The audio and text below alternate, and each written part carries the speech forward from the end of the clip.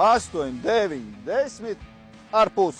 Vario headers uz, tā teikt, pro ratiņiem. Kāpēc pro? Tāpēc, ka viņš ir pastiprināts, krūtāks un tā tālāk. Un īstenībā priekš tik liela, smaga headera arī citi ratiņi īstenībā nebūtu prātīgi. Paštūrējošais, aizmugurējais ritenis, kas ir ļoti svarīgi pie asiem pagriezieniem un pie piebraukšanas kaut kādās šaurākās apgrūtinātās vietās. Veldes pacēlāji, visi pīķi plus mīnus vietā, izskatās laba.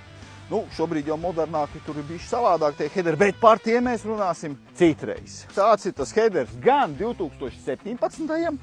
gan 2021. gada kombainam. Kaut kādi mazie defektiņi, kas ir redzami, tātad reku kopējošā plāksne, tur bišķi ir kaut ko dzīvē pieredzējusi.